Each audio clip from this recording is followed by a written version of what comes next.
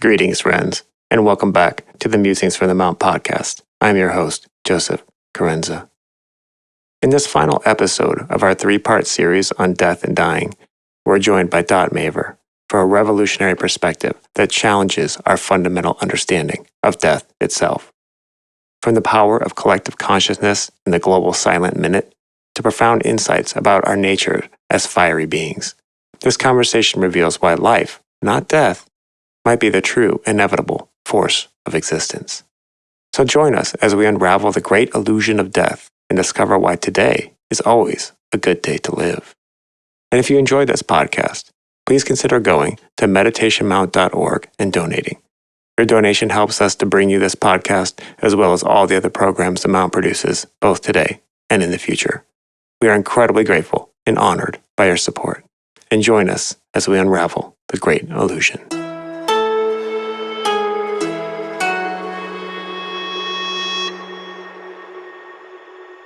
Thank you for the invitation. It's one of those moments in incarnation for all of us where when you look at the great arc, it's critical, pivotal, etc. It is, absolutely. It's quite an interesting time because when we think about death and dying and this whole process, and as Dot and I were just talking about very briefly before we started, I was saying that, it's something that affects all of us, obviously, but it's not necessarily something that we approach with maybe a mindfulness that we put into some of our other endeavors in life. Yet it's the single greatest thing that's going to happen to any of us. It's sort of the reason for the season, Well, and also we don't have this realization we've done this before. Mm-hmm, absolutely. And I think that's interesting to think about in terms of our lineage too. But I was wondering, Dot, maybe if you could give us your insight into this, into the concept of death and dying and how you approach it, and maybe a little bit of that background. Yeah, thank you, Joey. Thank you, Michael. I want to say first how much I, appreciate that you have taken this through 3 rounds now. First, death as a natural function of life, right? And then preparing for death, and there are schools for death and dying and communities. And then now here we come to have this conversation around death to really explore what I'm going to say is the fact of death as the great illusion. There is no death. And that suggests that we move beyond our present worldview of separateness, right, to a whole systems worldview, which we are doing now and sometimes taking great strides, but meaning that we recognize that all is one, interrelated, interconnected, one system within the life aspect on this planet. So ever since I was little, I think of death and I think of the story of my Nana and walking into the funeral home, holding hands with my mom and like, why is everybody crying? And my mom saying, because your Nana is gone. No, she's not. She's right there. So it awakened something in me. And I think today of death as an inevitable experience to be welcomed. And our point of identification is key. So as the essential self, I realize Dot is one day in the life of the soul, right? And death is like a change of clothes. And it's continuity of consciousness then that allows a calm flow of spirit through form. And as the soul withdraws from this form life, that vehicle of expression that has been known as Dot, it goes away, but essentially I continue on in consciousness in a subtler form. So while we tend to be afraid of death or resist it or fight it, once we realize the great principle of oneness, death loses its grip on us, its power, and we really do come to understand and experience that there is no death. And the final thing I'll say right now is that the physical body is an automaton. We don't have to think to breathe or see or swallow or blink or hear. So the etheric body, our scaffolding to the physical, is the key. And once we have the eyes to see ourselves and one another living in the etheric body, within the etheric body of Mother Earth, the great illusion death will cease to hold power over us. So looking forward to this conversation, and thank you for the invitation. Well, thank you, Dot. You just said something now that was actually a phrase that came up a couple of days ago when I was talking about death and dying, and I said, it gets so complicated, all these esoteric concepts. How would I explain it to my 7-year-old granddaughter or my 11-year-old grandson? And this whole thing of death is just a change of clothes. And I had this same image of the spirit is always clothed. Inside the human experience, we are wearing either the subtle clothes of the ethereal realm or the more dense clothes of incarnated life. And I said, in many, many parts of the world, a lot of people have two wardrobes. They have their winter wardrobe and their summer wardrobe. And the summer wardrobe is very light and you put it on when it's warm and sunny. And then the winters, when things get a little tougher, you put on this other protection, this denser layer. And I said, well, maybe the soul just has a change of seasonal clothing. That death is like the summer wardrobe, and incarnational life is like the winter wardrobe. It's not quite totally accurate, but it does mirror something there about if we're identified with the form, we go down with the ship. We lose all hope. We lose everything. But if we understand that we shed these skins, we shuffle off our mortal coil, as Shakespeare said, then when we return to the, as you say, the etheric or the subtle realms, we do wear a subtle body. We simply take on more heavier, denser material substance in order to enter time and space and work on this project called life inside incarnation. So I like that way of framing it. It's a change of clothes. Absolutely. And when you were speaking, I had a very kind of clear idea come into my head, and I've said this on this podcast before, so it won't be new to Michael. But when you think in terms of cosmic time, the human life is not even a blink; it's less than a blink. And when you were speaking about the changing of the clothes, I was thinking about what is an idea. And we talk about creative meditation, and this is like, for me, like the human life is really more of an embodiment of an idea, almost like a cosmic pro and con list. So because it happens so fast in terms of cosmic time, so when you make a decision, make a pro and con list, and each time you write an entry, it like incarnates a life to live out that possibility. And because it happens so fast relative to everything else.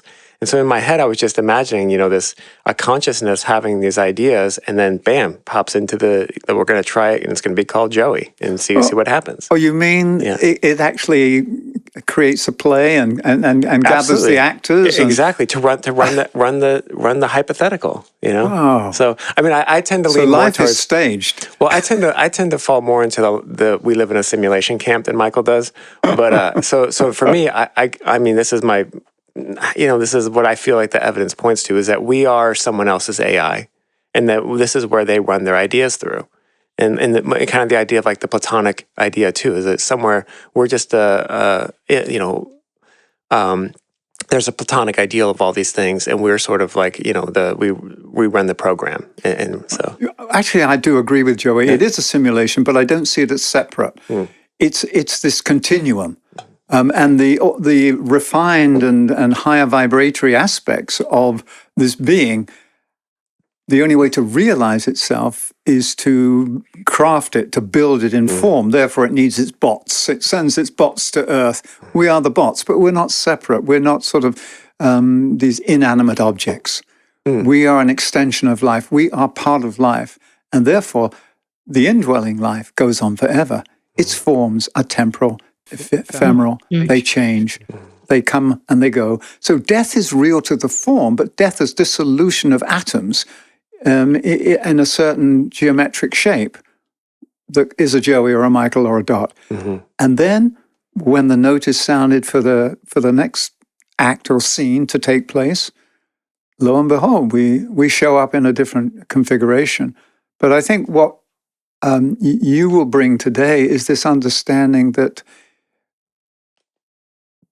when we think of life, life is not conditioned by whether we are incarnated or not incarnated. Mm-hmm. Life is a consciousness that is seeking to realize itself and become at one with its greater self. So as you said before, it's a process of disidentification and re-identification with something greater. So if we look at death, and Joe and I were saying last time, basically this third part of the series in Death and Dying should be, there are no dead people. There are no dead people. We as essences, as is the essential divinity that we are, simply takes on different forms or sheds a particular form. Outside our studio right now, there is eucalyptus bark littering everywhere. Not littering in a negative sense, but just covering everywhere, because each year the eucalyptus trees shed their bark and they produce beautiful new skin underneath. So you walk through all this old skin and this detritus, this natural vegetative detritus. And you realize that this is how it keeps revealing itself. So the shedding of the old skin and the death and dying process is the way that regeneration and revelation takes place. And so I'd love for you to help us understand more about this aspect of the indwelling life and how it seeks to reveal itself and grow and become more conscious of itself through this process of entering the portal of life and the portal of death and this whole mystery that we're part of.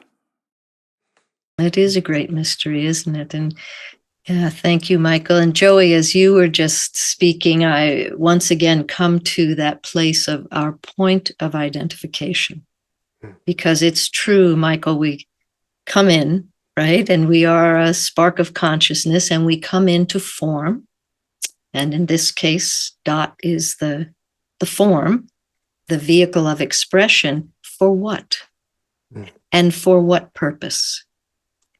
And in the great scheme of things, the evolution of humanity on this planet, is it not true that we become more and more conscious of why we are here, regardless of what we are doing, regardless of what form we are expressing through, but the why? And when you mention time and cosmic time, Joey, you know, we're actually cosmic citizens, right? And not to put it out there and sound like, oh boy. No, that's a fact. It is one inseparable universe or cosmos, galaxies, however you wish to state that or define that. And within that, each thread of life makes a difference. So our point of identification, if it is with what we call death, then we're in trouble, I think, because it takes us in a direction of incoherence and fear. And we're kind of training our elementals then that make up our physical form to move in a direction of fighting and resistance and our personal will. If we have the capacity to identify within the life aspect itself, right? And some of us, depending on how we celebrate our essential divinity, we might call it the spark of consciousness, or we might call it the monad. It's actually beyond the soul. If we can identify within the life aspect on this planet, knowing that we are part of the planetary body itself, then I'm going to use a quote from the Tibetan master Dwal Kul, who says our ideas about death have been erroneous. We've looked upon it as the great and ultimate terror, whereas in reality, it is the great escape, the entrance into a fuller measure of activity, and the release of the life form from the crystallized vehicle and an inadequate form. And that eucalyptus made me think of a chrysalis experience, Michael. Yeah. So Yeah. death is really transformation. It doesn't, we can die to the old, so to speak, without even losing our vehicle of expression, and we become new again. But it has to do with how we hold ourselves in life itself. Yeah. Wow, that's key, isn't it? The identification with the indwelling life and realizing that the outer form that we are expressing through is not our source of identity, it's our source of expression. Exactly. And therefore, if we didn't have death, we'd be stuck. Yeah, it's liberating. It's part of the regenerative process, this upward moving virtuous spiral of life that we're all part of, whether it's part of a spiral galaxy, we're told that evolution moves as a spiral. Everything moves as a spiral. Our DNA, everything, the double helix inside us, we're part of a greater macro double helix. And therefore, we take on form in order to be informed, in order for consciousness to be realized. So we've covered this in quite a number of recent episodes of our Musings from the Mount podcast, of looking at the reason for incarnation is that so we can consciously know. It's more than just an idea. The idea has turned into an ideal, and the ideal has been made real. It's been realized. So it's the realization of life through the portals of life and death. Literally, right? Realization, probably the most esoteric word in the English language. So, because and now I think meditation, Mount, why do we meditate?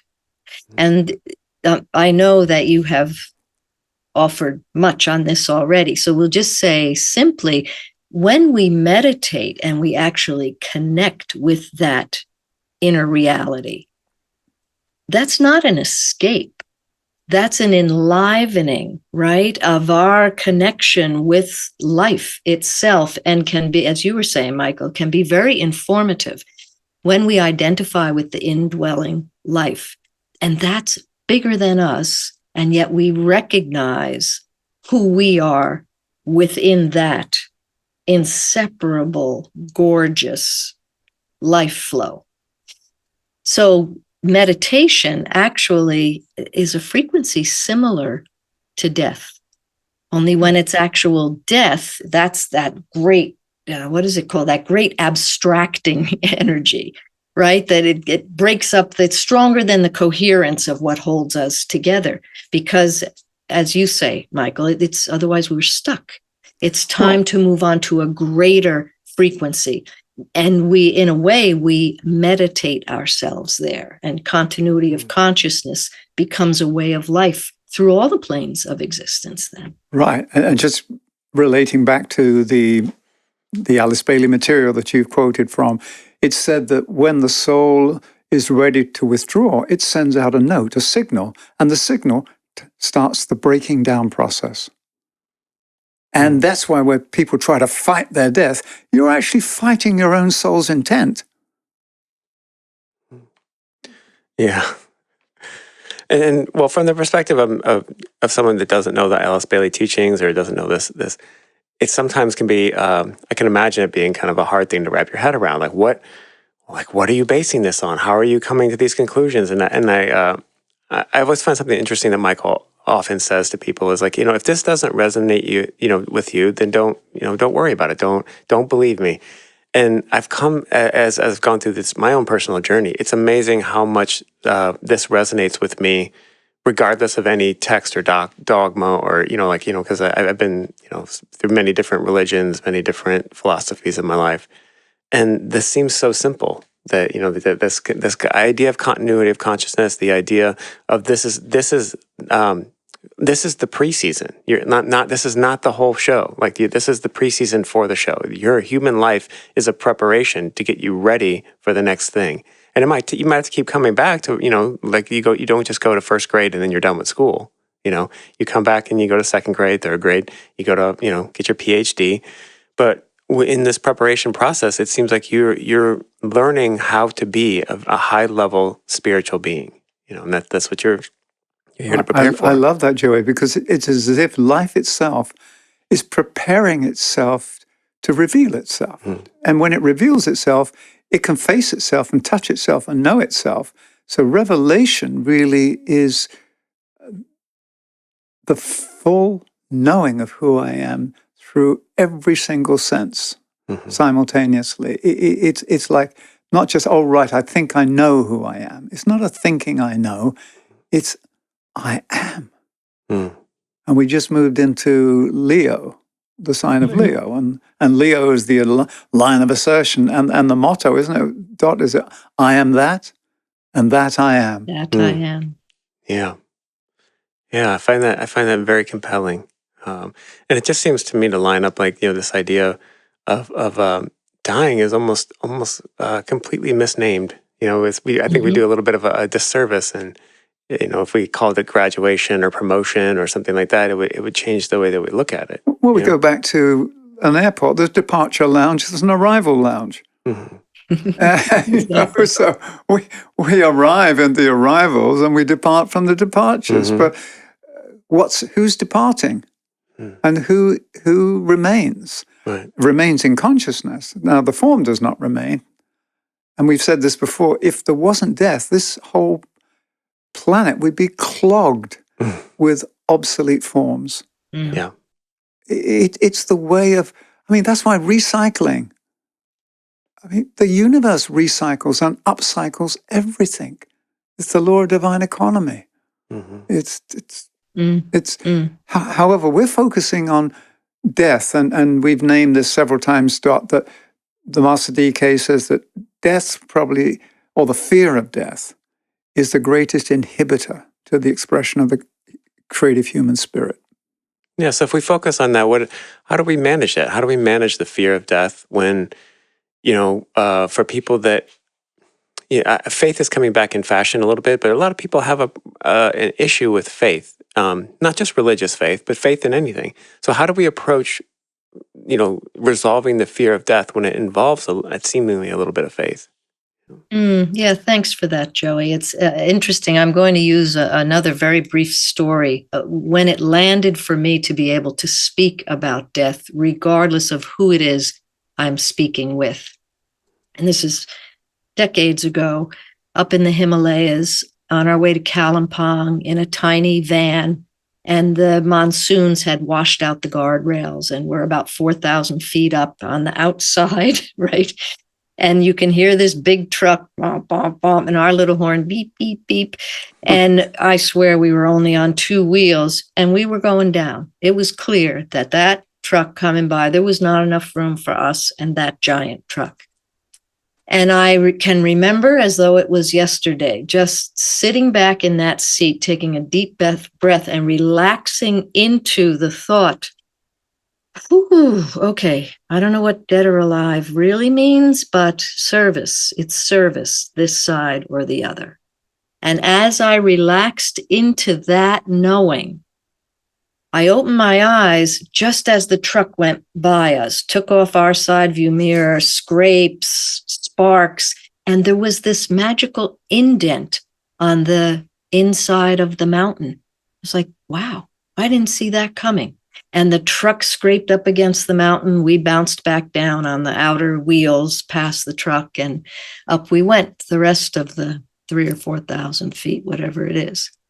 That changed my life. From that moment on, I got it. And once what is it, Mindy and Mork, what they say, grok? Once you grok something, like it is a complete game changer. So you're right. Using the word death or saying something is dead, well, it has transformed the life force in another direction or through another form or into a subtle realm. But there really is no such thing as death as we have prescribed it for ourselves. Dot, I think you've also added to what Joey was saying is that the shift from faith to knowing is through a real lived experience. Faith is the hope of things to come. knowing, deep knowing, not an intellectual knowing, but a deep knowing in your blood and bones and your whole system, is because you've just experienced this reality. It's become real. And what became real for you, that life and death are the transitory nature, or that's the way that the forms shift. What we're really here to do is be part of this great chain of blessing and being, which is summed up in the word service. Life serves itself through us. We serve life through each other. It's all about service. Service it's got a bad rap, the word. But service simply means surrendering and participating in the greater flow of the cosmos through all of its iterations, all of its seasons, whether it's the dense physical winter clothing or whether we got our summer subtle clothing on. And I think that's what's coming to terms with. However, when a loved one dies, there is this sense of grief. There is this sense of separation, this loss. So you can't just immediately go, well, it's fine, I don't feel any pain. No, we are humans as well. And as humans incarnated on the earth, we have the gift of experiencing both things, the pain of loss and the illusion of death. And holding those two together, I think, is what Joey's asking. How do you hold both of these realities? Without jumping into some sort of escape pod called a spiritual philosophy. Yeah, I hear you, because you can't repress any of that. And we get to experience all the humanness that we are. And two things I will say to that. One, I always go to that point of identification. The Delphic injunction, who am I? Know thyself and thou shalt know the world. But really, who am I? And so if we are over-identified as being part of a relationship out here, the pain is inconsolable, right? The apparent separateness, because it's real for us, because we're in human form. That I totally get that. And grief is real. Within that, the Lord of Pain, you will never convince me that the Lord of Pain is all about, oh, good, more pain and suffering. No, I think that's the way through to striving to realize our immortality and our, I'll say, essentialness. Because some people don't like the word divinity either, but our essential frequency, resonance, what is me? What's alive about me? That essentialness, when we realize that, the second thing I want to pair that with is we just might have a shift in our own consciousness where we can celebrate someone through the dying process because they are being set free. They are being liberated. And we do not lose touch with them. And I will say that is also my experience over these many years now. We don't lose touch unless we cave in to the grief and separation because it's too dense a frequency and we lose touch with the subtle realm. But it is actually possible to cooperate throughout the realms. Well, and Joey, Dot's part of this global Silent Minute initiative, which works across the whole spectrum of incarnation, non-incarnation, beyond the veil. Even that is seen from a human perspective. So what can we learn from what you have been prompted to act upon of how we work as one human family, both those incarnated on the earth, those living in the subtle realms or beyond the veil, as it's called? What is this incredible opportunity facing us at the moment? And where did this first come as a possibility? I know you've told the story, and I've been on broadcast before where you've told the story of how the Global Silent Minute came about. It may be useful if you could encapsulate that, because it really helps us understand the essential nature of our humanity, whether we are incarnated or whether we're residing in the subtle realms. We are still conscious human beings. Beautiful. Okay, so I will give a short version of the story because it really does speak to what we're conversing about today. So in 1917, there were two officers lying on a battlefield side by side just outside Jerusalem. And one of them was Wellesley Tudor Pole, who is the founder of the original Silent Minute. And so his colleague said, I have had a vision. I am not going to live through this war, but I see a greater war coming on land and sea and air. And you need to find a way to invite all those on the other side of the veil to assist, because once out of dense form, we can't impose our will on humanity, but we can cooperate, we can assist if invited. And he died the next day in battle. And it would be 23 years later, 1940, and the Blitz bombing was happening on London.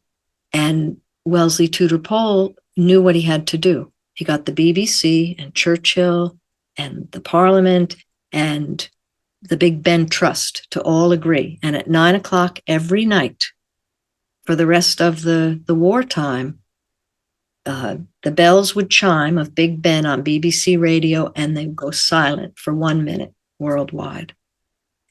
And at the end of they called it the Silent Minute, and they would invite all those on the other side of the veil to cooperate, and they would pray. They would pray and meditate and activate the will, the spiritual will for peace on earth and goodwill.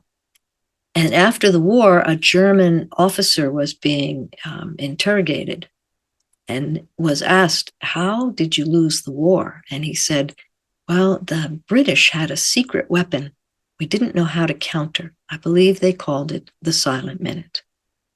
So all these years later, in 2019, actually, early in the year, 3 groups were in Australia, and we got impressed with this fiery idea that, my goodness, we are at war on all fronts on this planet right now. So let's have a global Silent Minute, and let's do it at the December solstice. And then we started doing it every single day, and the rest is history right now. It is so powerful, and it has brought together, in fact, groups in Japan with groups in the US in particular, but all around the world, but really aware of, in fact, we'll be doing both Hiroshima and Nagasaki exact Silent Minutes, the 6th and the 9th of August, as those bombs were dropped, and saying never again and make Nagasaki the last. But we know the power of silence, and from both sides of the veil. And as a colleague of ours says, Michael, right, she says, once we realize ourselves as fiery beings, it's a different perspective as we look through all the worlds we live in simultaneously and realize that our outer expression is just that. But that's not the starting point. Wow. What time, just for people, what time is the Global Silent Minute every day? Yeah, it's at 9 p.m. GMT. Okay. 9 Great. p.m. GMT. Yeah, so you're keeping the tradition of the 9 p.m. I like So that. The 9 p.m., but we made it Okay. GMT, so it's very clear to everybody where that is. And Yeah, it's the exact same moment then. Yeah. And at the moment we're GMT +1 because it's British summertime. Yeah, so on the East Coast, I'm in the East Coast of the United States, and it's 5 p.m. for us every day. 2:00 in the afternoon in the Pacific, Right. on Pacific Coast time. And well, for people, just so people know, like, is there an announcement online, or can you go to? You can go to globalsilentminute.org, globalsilentminute.org, and or we have a Facebook page, Global Okay. Silent Minute. That's great. What I love about this is because you're liberating the whole notion of people on the other side of the veil, not as dead ancestors. And we get in touch with the spirits of the dead.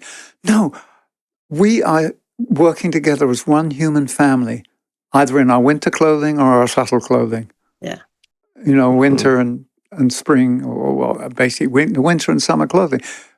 So it really is the combined force. And because consciousness persists and endures and continues, we can focus our collective thoughts through our collective heart, whether we are incarnated or not at this present time. And that is a huge force for good in the world. Hmm. When you were speaking about being a fiery being, can you maybe linger on that a little bit, expand on that? Like, what does that mean for a person listening? Like, what does it mean to be a fiery being, and how does that translate from being incarnated in a human form and being a fiery being who is in the subtle form? Like, what does that what does that look like? And because sometimes we use these concepts, like the flame of life or the spark of life, or and how do you wrap your head around that in a way that's non-textual? Yeah, great questions. Thank you, Joey. So, when we talk about the fire of love, right, which is a common phrase on the planet right now, the fire of love, it's that fire that only, like, fire can burn everything except fire. So when we talk about the fire of love, we're talking about a different kind of burn. We're talking about the vital core energy, I could say psychic energy, depending on where people stand in all this. You could say faux hot, Michael, you could say all kinds of things, but it's really just the vital life force. That is a fire. And that flame burns at the heart of every spark of consciousness. So when I say we are fiery beings, I consider the cosmic realm a fiery realm. And when I look at the planets and all the stars, and I happen to live in a place where it's like a blanket at night, it's gorgeous. You can really see it all. They're not running around bumping into each other or getting in each other's ways. They are really firing their radiatory impulse all the time. Like the sun, we have that capacity as fiery beings. We can be radiatory in nature, offering our best selves. And we're naming it now on the planet, Joey, right? Kindness, love, goodwill. Some people say goodwill is love in action. But mainly I'm seeing kindness. If you can choose to be anything, be kind. That is viral almost every day now. So our fiery beingness is us living the fullness of our essential selves, living on purpose. That's what that is. And then we don't get burnt up all the time. We get energized by one another, because the truth for me is that there's just one heart, and all our hearts ultimately beat as one fiery heart on this planet. That's the realization of oneness. When you were just what you were saying there, like, sort of, to me, hearing like, that's the sort of the remedy for the grief of death. Is that purpose, living a purpose-filled life. So it's this sort of a non-intuitive way of, like, the way that you really overcome this fear and grief of death is by living a purposeful, service-driven, heart-lighted life. That seems like to be the basis of what we're talking about. Yeah, and that was my experience, Joey. And I hold that in my heart every day. Bless me into usefulness, lest I pass thy labor. And in the back of my mind is always, wherever I am, in this form, on what we call the other side of the veil, which actually is also kind of illusory. But yeah, exactly right. Yeah. And so how do we start preparing for that? How do we, as someone listening to this podcast and they're just dropping in and giving this a shot, say, oh, what is this Musings from the Mount? How do we how do we start doing that, incorporating that into our daily lives above and beyond? I mean, the Global Silent Minute is amazing, and that's a great place to start. I really love the idea of, if you just think of things in terms of energy, it's like if you line up a bunch of batteries and connect them to each other, you have much more voltage, much more flow. Well, all these human batteries are connecting for that moment in the same way that I've said this before on the podcast, but I feel that social media is training wheels for telepathy. If we were just to turn telepathy on right now, you'd be overwhelmed by the flood. So we're learning how to manage all these different streams of information at the same time, in the same way that in the Global Silent Minute, we're learning to manage all this energy, collect all this energy, and focus it. So, I mean, so if you're approaching this for the first time, how do you even wade into this? Michael, you're going to want to speak to this also, because I turn to Meditation Mount, and the various ways that we are invited to develop our own way of having a practice, whatever that means to us. And ultimately, whether we start with a sitting practice, walking meditation, breath work, yoga, kind of name it and claim it. There are so many doorways. Meditation Mount offers many of them. Creative meditation. Ultimately, that meditation becomes a way of life. Right. It becomes the rhythmic approach that life has through us. It's a way of connecting, like you said originally, Dot. Meditation is a way that we basically get online with the soul, and then the energy starts to flow. I go back to Joey's question about what does it mean to be a fiery being? Well, the fiery being, you've named it. It can be called the monad, this divine spark. Well, the fire needs a fireplace.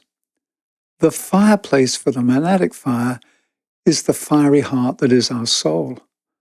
So the fireplace itself is made up of fire. In fact, everything is fire. The Bible says our God is an all-consuming fire. There's just different gradations of fire. And then when you're talking about Hiroshima and Nagasaki, the bombs that were dropped on those two cities, what did they release? They released the fire of matter. The power locked in the heart of each atom. That was not a blessing. It was a destructive force. We're talking about releasing the fire inside the heart of every atom of creation as a blessing. And yet we know that in order to create the space for the new to appear, sometimes things have to be destroyed and cleared. However, our job is not to go around killing. Our job is, if you like, in the Buddhist sense, get rid of our attachments, our disidentification from the not-self, so that we can stand not just as fiery beings of some distant realm, but we've created a body where which this fire can show up on earth. So what is the most secure and suitable fireplace for the spirit, the fire of love? It's an open and loving heart. And an open, loving heart, as Joe and I have looked at in many of these podcasts, is the product of an integrated and soul-infused personality. You gotta do the work of building the fireplace. I love that idea. The fire needs a fireplace. And the fireplace is made of fire, a different frequency of fire. Yeah. And then with the Global Silent Minute, we unite our fiery hearts across distance. And it's what you said, Joey. The power, even where just two, as it said, two or more are gathered, but we know that just two multiplies it by at least 7. So you get millions of us at the exact same moment, simultaneously focused on global cooperation, peace, and freedom. That's a powerful fire. Well, it's how, I remember as a child, at one birthday, I was given a magnifying glass. And all I could do was go out and burn holes in things, set light to things, realizing that what I was doing, I was focusing the fire of the sun into one point, and it would there'd be this incandescent explosion as a leaf, burnt, it was just a thing. Well, that's what we're doing when we come together with focused intent. A magnifying glass is an instrument of focus. Our meditation and our orientation towards a common service of the common good is how we harness the fire of the cosmos passing through us. And then, as we focus it, we don't just burn up the world, we create these incredibly powerful waves of new possibilities of fiery hope. And we launch them into the ethers. They then become the dominant meme. And all the memes that have to do with separation and killing and warfare and hatred dissolve in the light and the power of these new fiery memes that are replicas and reproductions and reanimations of the original fire. Wow. Wow, that's powerful. And it takes me right back to your question that you asked, Joey. So how do any of us do this, especially if this is new to us? And I remember thinking years and years ago, every day I used to think, okay, the intention of the lower always attracts the attention of the higher. Okay, I got this. I can hold focus in concentration to begin, and then ultimately meditation, so that my intention attracts a higher intention, because I want to live life from a place of freedom and joy in this lifetime, and harmlessness and all those qualities, which I'll call soul qualities. And so that really is the starting point, I think, is to understand that and be willing to take a minute a day to start. Wow. We're really celebrating the death of fear, the death of separation as an illusion, the letting go of all that stands in the way of what is. And fear creates projections of what we are afraid it could be or might be. And therefore, as we focus our thought and give it energy, it becomes a reality. So how do you take away the energy from something that we've been built that is not real? You disidentify from it, as you've said. You do not give it energy. You harness and focus your energy in that which is calling. If my intent is to serve the common good, the greater power of life is attentive and says, and we have a point of community here. Okay, now we've got a point. Somebody's online. They've just come online. Yeah. Right, now we can work. Now life can work through all of its points. Yeah. Throw some more logs on that fire. Yeah. I like that idea of as using Michael's metaphor of departures and arrivals. These ideas are arriving and departing too. And this approach to dying and is sort of the yin yang of living. So it's it's these two parts that coincide, and they're experienced simultaneously. So, I mean, it does come down to the big reveal, though. So how are we preparing ourselves for that big moment? Well, I gave this example last year in one of our podcasts. I was watching a Japanese film, and then the samurai at the end basically was saying, "This is a good day to die." That was the samurai motto. And I thought, great. Then I thought, no, that's not quite complete. How about today is a good day to die. Today is a good day to live. And hold those simultaneously. And hold them as equal. And one doesn't offset the other. All we're talking about, this is a good day for life to flow, whether it's a day where I depart or whether a day I continue to be here, now. Right, because this moment is the eternal moment, right, that we're in. And so what would be the difference, whether the idea of being alive or dead, you're still in this moment? Yeah, but if my identity was attached to the form of the dense understanding of what it means to be alive, then I'm dead, I'm gone. And who am I now? It's wherever you place your energy or your focus, your thought, energy follows thought. So wherever I place my attention and my identity, my intent, as Dot just said, that's the point from which energy flows. Mm-hmm. So why don't I line it up with a greater intent? And then what flows into my life is not fear, but it's the power of a greater life. So, and I'm fond of the phrase energy follows thought. And playing with that over the years, what shifted for me years ago was, people say death is inevitable.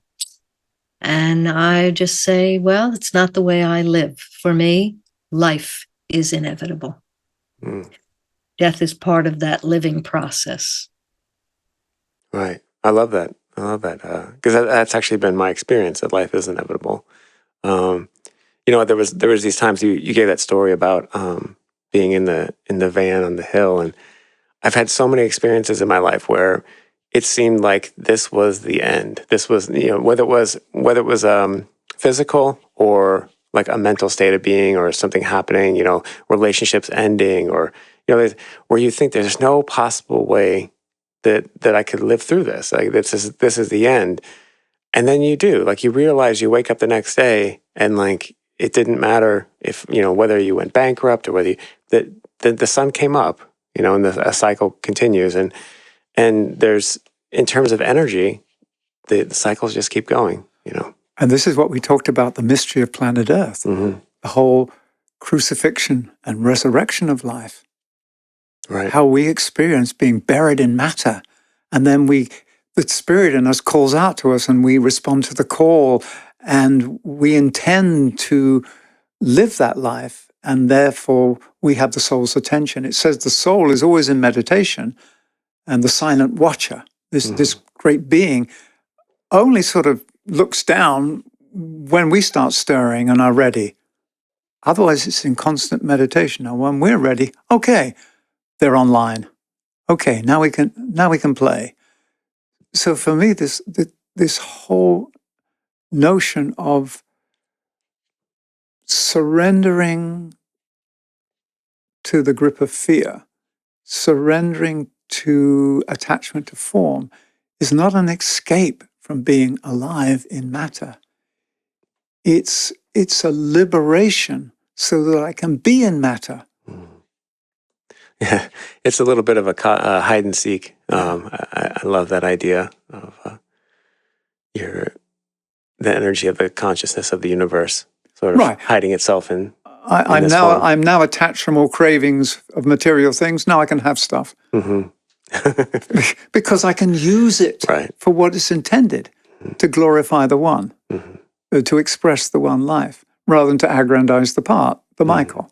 So my accumulation of stuff before was to satisfy my need. If I'm serving the common good, if I'm in service to life, then life will give to me what is needed to reveal life more fully in myself and others. And that's it. And a lot has to die that's getting in the way. And as you said, Joey, sometimes that death is the death of my beliefs, death of my emotional attachments. Yeah. And then sometimes it's a physical death. Or a good friend of mine, he and his wife a number of years ago, they founded a community back on the East Coast of the United States, and a fire devastated and burned their house to the ground. They lost everything. And they were about to launch a book tour, and off they went on their book tour, knowing that a phoenix from the ashes, new things will arise. Well, 6.5 years ago at the Mount, we had the Thomas Fire. We nearly lost everything. We were a minute away from losing every single building. And it took us a while to come back. But here we are now. Now, I'm sure there are things that we have to go through and die to again at the Mount, because if we become attached to them, they're impediments. They're not useful forms. Dot used this word, bless me into usefulness. So the forms are there to be used by spirit to express itself. So being useful is not a moral judgment or anything else. It's simply forms are there to serve the indwelling life. And when they no longer serve, they're recycled. The recycling is called the death process. And the creation of a new form of expression is called the birth process. There's composition, there's decomposition. Right. Yeah, I think for those of us that used Macintoshes back in the day when you had to defrag your hard drive, Absolutely. and I feel like that's sort of the process. Again, labeling things, we get into semantic hurdles sometimes, but I don't want to associate just defragging a hard drive with the idea of death of form, but you do have to kind of clean up in your space and clean up the area so that you can invite new things, new ideas. Well, that's one of the things in our last podcast. Marina Bernardi from the Community of Living Ethics was talking about preparing for death and also how you prepare to accompany others. You have to let go of a lot of things. You have to get your life in order. You clean out your closets, clean out your garage, write a will, let go of your attachment. You've got to do your cleanup act before, so you're not encumbered when you want to be in the moment and graceful and agile and of service. You are not conditioned by things that are holding you back. Therefore, the way that we prepare, for me, it's to live an essential life. I used to call myself a minimalist. I'd only want the minimum of stuff, only that which was absolutely needed. Then I realized that sounded very limiting. And so I called myself an essentialist. I will have everything that is needed to carry out the wish of my soul in this body, plus take care of Michael and occasionally treat him.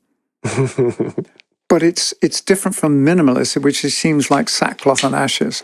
Being essential means I will only take from life that which enhances my capacity to give back to life.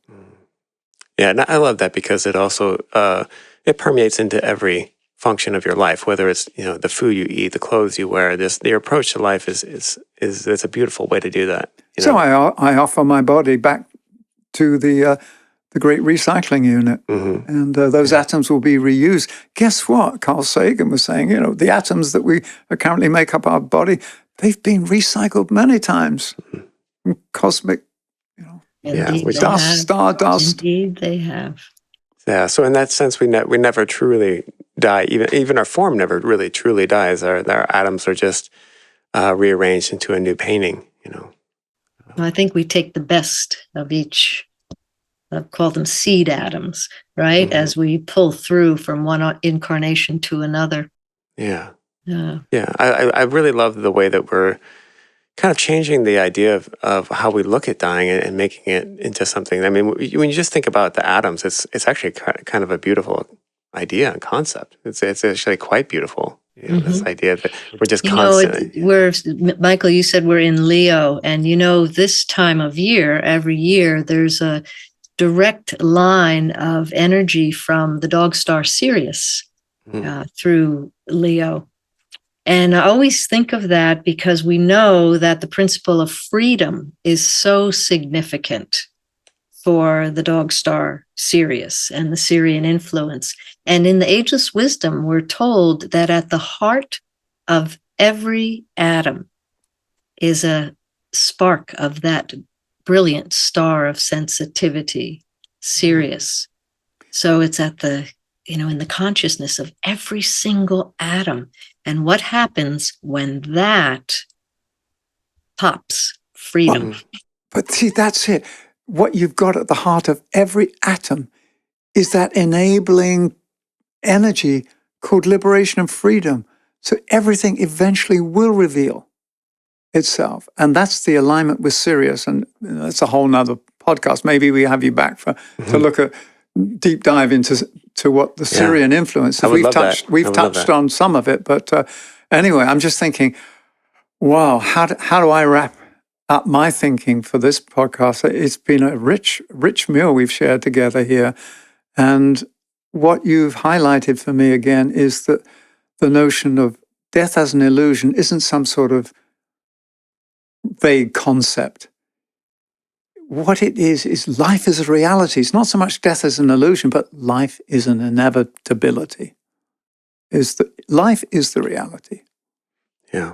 Lead us from the unreal to the real, from darkness to light, from death to eternal life. Yeah. I love that. Thank you. Man, that was a beautiful, beautiful discussion. Thank you, Joey. Thank you, Michael. Yeah. Thank you for joining us. And actually, if I'd love to take Michael up on that offer. If you'd like to come back and I would love to talk about Sirius and some more of that. We just continue that conversation as well. For what it really means behind just the alignment of these celestial bodies. Yeah. Wow. And I'm going to be joining you in some global silent minutes. I'm going to make an alarm on my clock so that I can, so I can do it. And I really appreciate you being here. Thank you so much. Thank you. Thank you, Dot. Gratitude. All right. Blessings. All right. Thanks, guys.